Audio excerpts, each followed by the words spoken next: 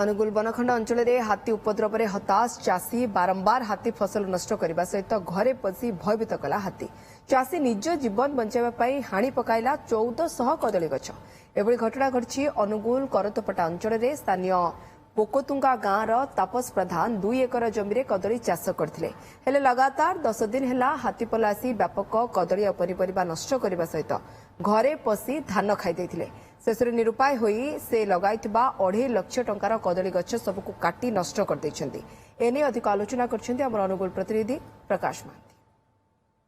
आमे जो जगार अच्छी ये हूँ करतपटा अंचल आप देखुए मो पछपटे एकर एकर जमी रे चाष करथिया कदली चाष को निजे चाषी एते सुंदर भाव में बढ़ी गछ को काटिकी नष्ट करदे।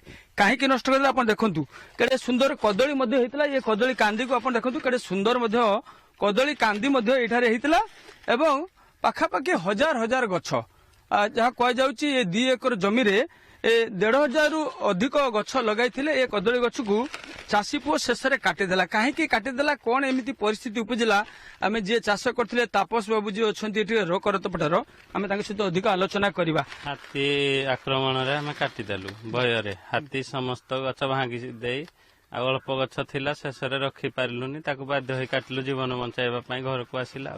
अच्छा सोलार फेंसिंग सोलार बाड़ भी किसी देइचंती तापर अन्य चाष भी एठी आपण माने करछन। हम देखुछु काकुड़ी लगेइचंती झुडंग लगेइचंती सब लोग भी लगेइचंती को माने एते असह्य कहीं हैला जे आपण चाहिथिले वन विभाग को खबर दे पातांते चाषी की से आसी हाथी को गोड़ी थांते तार सुरक्षार बाट करि पारथांते।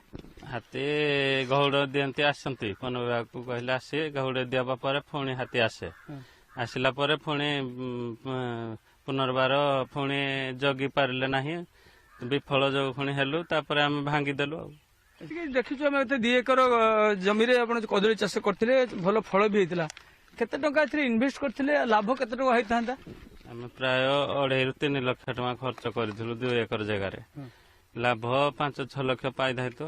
अच्छा काटिदेले मन दुख होउनी? मन दुख होबनी दुख रे काटिलु आ जीवन को बचाइबा पई जीवन बचाइबा पई चाष को ये करथिले घर को आसिला हाथी नचते घरे रही पारलुनी आ।